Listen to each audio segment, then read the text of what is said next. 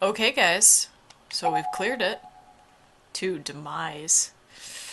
Uh-oh. That doesn't sound good. This is officially past where I've seen. I saw another Let's Player play through Chapter 1. So I kind of knew what was going to happen in Chapter 1. This time I'm playing totally blind. So this chapter and on, I have no idea what's going to happen. But hopefully it'll be new material and not just rehashing the old game. But we'll see. Satomi. Arai. Satomi. Isn't that the girl with the barrettes? The one that's leaving? Yes. Yes.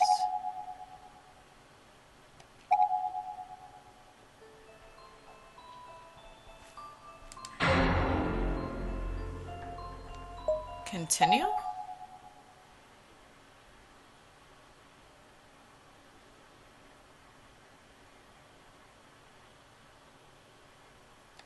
Oh, do I just say new? Oh, is this like new games every chapter? New chapter. Demise. Okay, guys, I have no idea what to expect.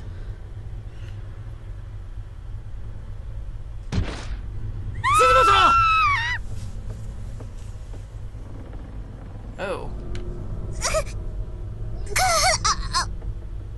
Oh, that doesn't sound good.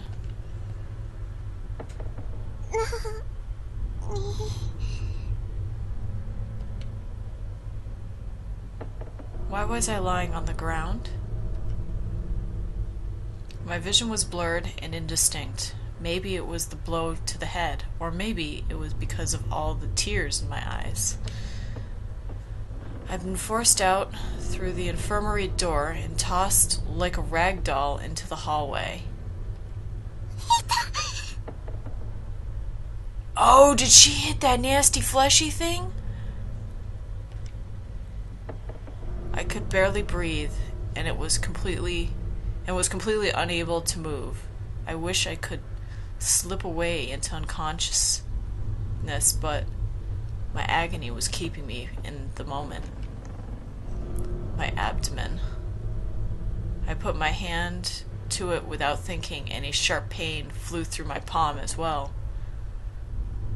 Looking down, the whole area of my body was soaked with blood and liberally pierced with large pieces of glass, many of them the size of drafting triangles. Oh, Jesus! I was certain some of them must have sliced all the way through my internal organs. Oh my God!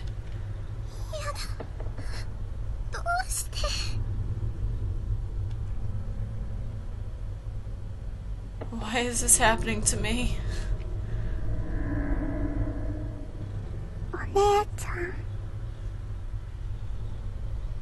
Hi, girl with no eye. Because it was gouged out with scissors in the last game. Hello?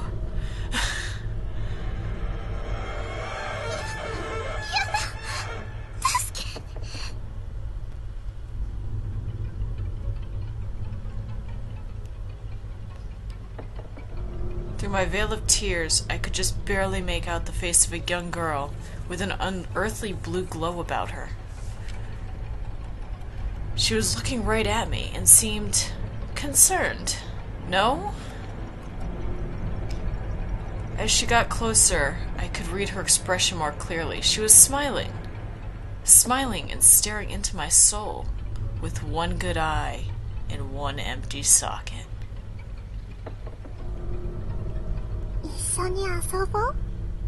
Won't you come play with us?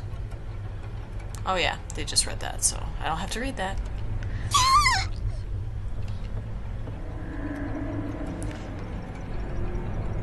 Oh, the kid with frickin' no face. Oh, come on, she was way creepier in the other game. Come on, don't fill in the rest of her face.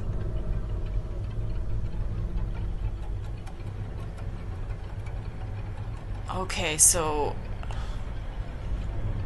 One of them is missing the top half of her head, even though with the fill-in it doesn't look nearly as creepy as it did in the first game. The one on the right, I believe he got his tongue cut out, if I remember correctly. They're all, unfortunately, probably bad news at this point, because they were kind of good at the end of the first game, but they said that their memories kind of get wiped after a little while, so they're probably back to being evil, unfortunately.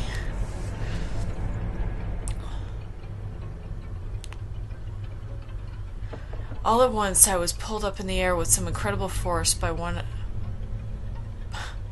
the other two faintly glowing children. One of my arms was being held by the spirit of the young boy, while the other was being held by the spirit of what I can only assume to be a little girl. Yeah, well, they kind of filled it in, so you could probably tell by her outfit, maybe. I couldn't tell for sure since everything above her jawline is missing, leaving me with no facial features to read, although they filled it in, so it kind of ruins the illusion, or, well, the shock of it. Her head was like a half-eaten fruit, with the bottom teeth in place of seeds. All I could see was her vocal cords fluttering in her throat, contract with every giggle. That is freaking gross. Okay, that part's gross. Based on her size, I'd estimate she was still early grade school. She held my arm tightly, and her shadowy silhouette gazed at me innocently. Her voice box gyrated a little, and her throat opened and closed rhythmically, producing a gurgling sound that might have been a chuckle. She then said,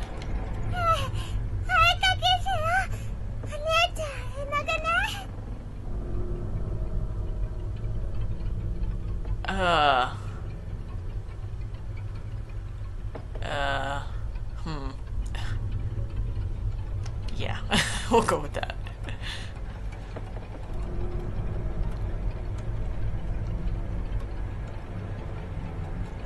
Okay. All three of the children were now staring right at me, as if they were studying an ant's movement just before squishing it with their thumbs. Oh god. In one single rough motion, I found myself flipped 90 degrees downward. I was facing the ground, and I could sense myself moving rapidly forward.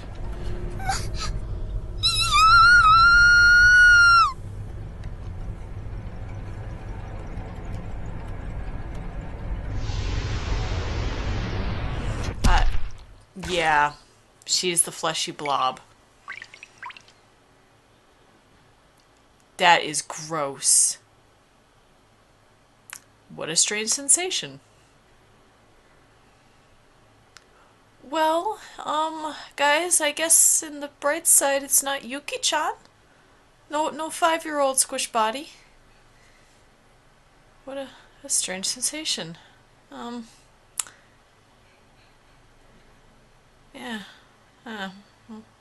Well, I guess you can look at it that way.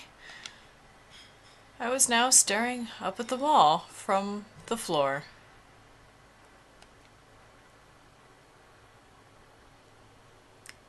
There was a large slathering of chunks, red bits strewn all above. Their dull earth tones clashed heavily with the wall-worn, grayed-out hues. Wow, this is making me read way too much. Darn it.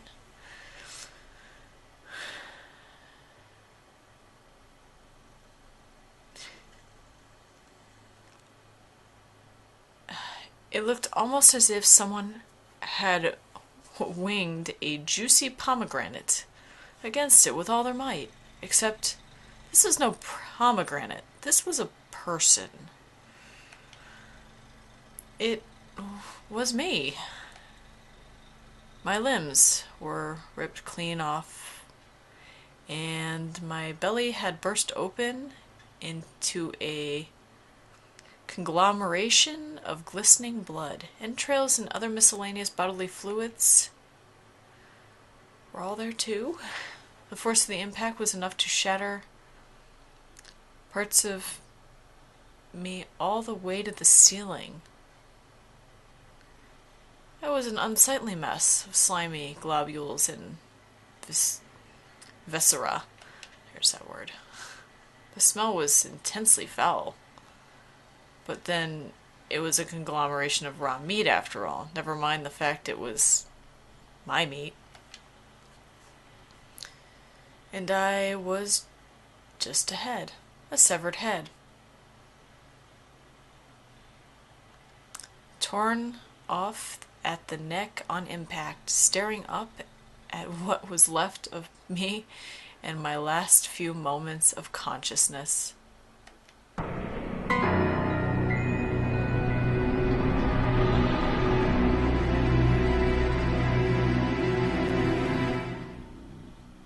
Jesus, she got picked off real quick.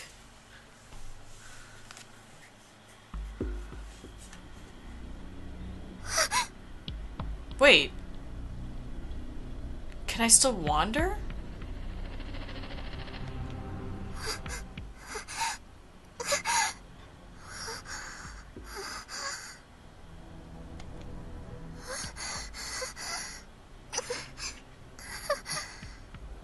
Really?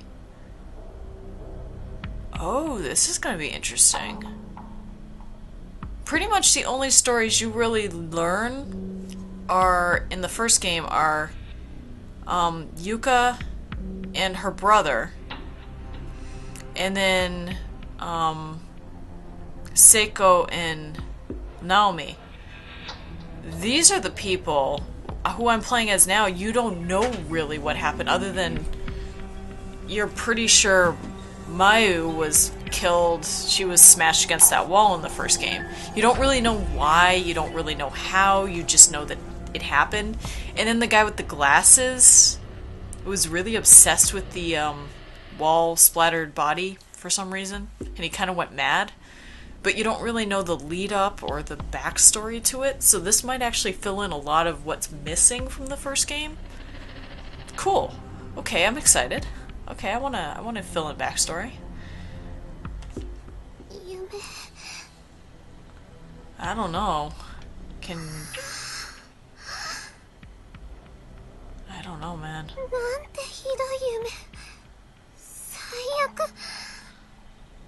Yeah, maybe you just saw memories of someone being smashed against a wall, which, I mean, can happen, but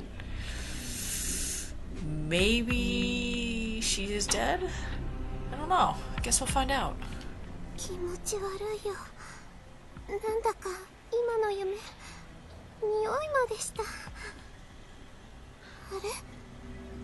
Well, she can smell it.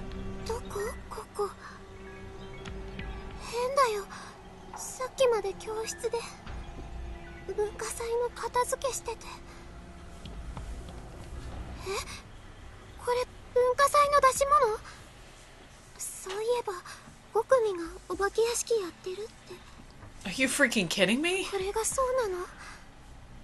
Sorry I talked through that, guys, but really? You think that... Oh, God. So maybe Mayu died somewhere else and we just all thought she died there? I don't know, we'll find out.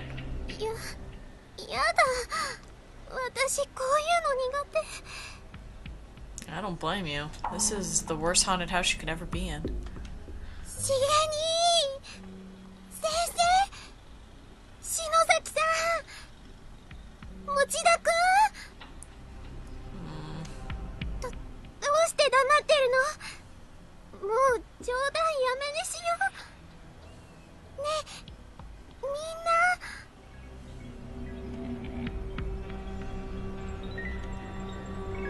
No response. There was only a deep, all-encompassing silence that hung in the air like a fog. Poor Mayu. Oh, is this the first earthquake? 地震